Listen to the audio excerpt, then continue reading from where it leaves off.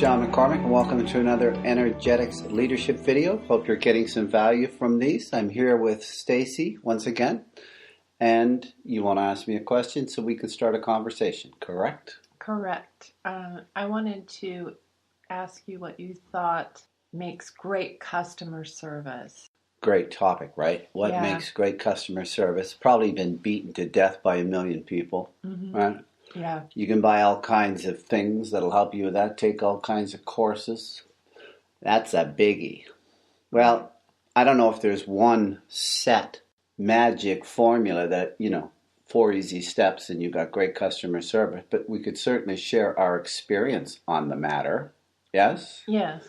I think it's a crucial part of whatever your product is, right? Whatever your the value offer that you bring to people. There's lots of people with great products.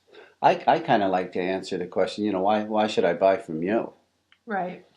Why should I buy from you in this global world with all kinds of products? There's 1,000,001 things that do the same thing. Yeah, the competition is fierce. Competition is fierce. There's a lot of big players and a lot of big brands. And, I saw a brand today in the newspaper, one of the big cosmetic companies who's being sued because a person bought their product and their face broke out and it showed this picture and it was horrible. So there's a major brand that's delivering a product that's inferior that they're now going to get sued over. Right. Right? So the product has to be there. First, you got to have the product, and then you got to have great customer service. And as we know, we've had that experience. Remember that time we were in that department store? Yes. In our town, and we were standing there waiting to get served, and we never did. We came back the next day, and same deal. Right. And we ended up changing brands in a heartbeat. Mm-hmm.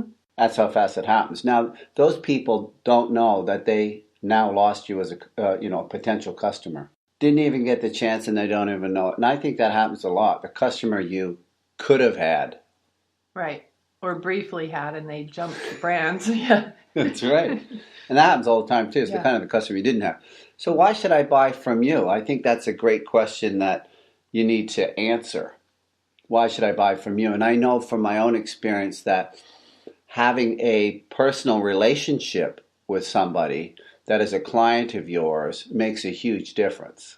It does. It helps retain the customer's loyalty. Yes. Because they feel a connection. So relationship plays a big part in customer service, I think. All of this stuff online. Now, you go online, you don't really speak to anybody. You got to send somebody an email. Is it frustrating? Yeah. It's huge. Impersonal. It's very impersonal. Yeah. Very impersonal. So I think relationship plays a fundamental part in great customer service. You might want to ask yourself, what is it that you and your team do that's exceptional in the area of customer service, or define what you're currently doing as customer service to see if that is building your business the way you want it to build it. And how do you measure it? How do you measure your customer service? Because I think it's absolutely crucial in terms of building the business of a company or your product or anything else, don't you think? Yes. Now, I grew up in the day and age where you went to visit people. Yeah. You actually went and sat with them and spoke with them and resolved their issues, and less was done on the phone, maybe to set an appointment. Now, do you think that happens a lot now? I think it's happening less and less. Less and less. So the face-to-face is kind of dwindling. Nobody takes the time because they think they don't have the time. I think a lot of people also expect that you should be happy with their product without any great customer service, or they just get used to kind of online customer service. I've been trying for a month now to resolve a thing online. I just can't get them to respond.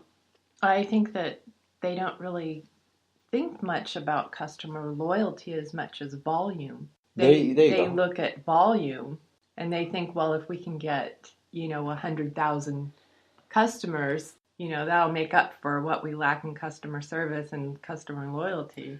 Loyalty, there it is, customer loyalty. In a world where you can jump ship in a heartbeat. Yeah. Why should I buy from you? And I think that's the question you have to answer. Not so much answer, that might be the wrong way of putting it, but that's the position people are in. Mm-hmm. Why should I buy it from you? I can buy this one over here, same price, does the same thing. Why should I get it from you? You know why? Because you do more marketing, you spend more money on marketing, and so I get brainwashed and I think, oh, okay, I'll just try one. But then it comes down to the service that you provide for a customer. And the more you go out of your way for that customer, my theory is give them twice what they pay. Right. Give them at least twice the value of what they pay. Yeah. You really got to go out of your way. You do. I know if I have a client, I want to make sure that they feel completely satisfied and that they've gotten the value that they expect, and that I speak with them, that I have some kind of connection with them, so that I'm satisfied and they're satisfied that it was exactly what they were looking for and exactly what I delivered. So yeah. But on a large scale, when you have large companies, it gets more difficult, doesn't it? It's diluted. Yeah. It gets diluted and often goes down a black hole. It does. And I also think we are in an age where the expectation for customer service is very low. Right. Which to me points to an area with huge potential. Yeah. Huge potential to grow your business, that to focus on your customer service. And do you even know your customers' names? Right. I know if it's big companies, it's hard to do. I know that. But do you know what I'm saying? Where's the personal touch? Where is the humanness? Where's the humanity in it all? When now everything can be done online, just whip out your credit card and that's it. Bang, bingo, bongo, bingo, and right. You've got it and hope it works and hope you don't have to send it back. Right. You better hope it works and you don't have to send it back, because then you go down the black hole. So what differentiates? What is it that company or an organization can do to make sure they have stellar customer service? And not like we have that answer, but something worth inquiring into, wouldn't you say? Yeah, I think they should also ask their customers about their experience. Yeah, well, I think you get a lot of that. My experience is a lot of people, you've been around and seen that happen. A lot of people can't even be bothered filling out a form, which is what they try to get you to do. Right. I hate doing those things. So without really having an answer, maybe it's just a question and an inquiry. Why should they buy from you, and what can you do to stand out in terms of having stellar customer service? I think are two questions critical in growing your business. I was wondering whether there was an answer to it, but when we have these conversations, it's just what kind of comes out. So for me, it lies in that. There's the value, what your offering is, and then there's the way you service that offering, which is another conversation. The value I want to talk about on a different one, but this really is customer service. Treat me. I want a human. Yes. I'm starving for humans to deal with me in a way that makes me feel connected and special, mm-hmm. and give me some attention. Are we not starved for that? We are. I'm starved for attention, all of it. Mm-hmm. Make me feel good. All of these things that says to me, you know what? I'm coming back. Exactly. We'll kind of finish on this, but we went into a new coffee shop, mm-hmm. right, the other day. The doors were open. I thought I'll stick my head in and see what they got, right? Mm-hmm. Because I like coffee. And the guy behind the counter was fantastic. Right. He said, "Hi, how you doing? Blah, blah, blah." He says, "Where's because we're in England." He says, "Where's that accent from?" And a little conversation. He asked mm-hmm. me what my name was. Mm-hmm. Isn't that nice? Yeah. I asked him about his coffee. He explained all of it, why it's different. Mm-hmm. Like answering it, why should I buy from you? Right. Was what I was in my head formulating, right? Well, this is what we do with our coffee. We don't overheat it. It's here. It's a blend of this. It's that. Uh-huh. And then on top of that, he says, "Let me give you a free cup, and you tell me." Now that's great. Now that was a week ago, mm-hmm. and I can happily report I've been in there twice since. Mm-hmm.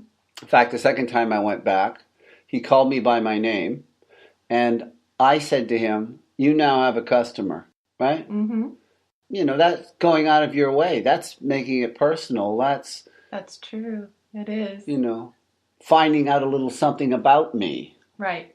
my name, where am I from. He was just having a great conversation with me. So he won me over. And that's the old-fashioned way of doing I business. think it is. It's great. I think it is. And it's in this digital world that we live in. Mm-hmm.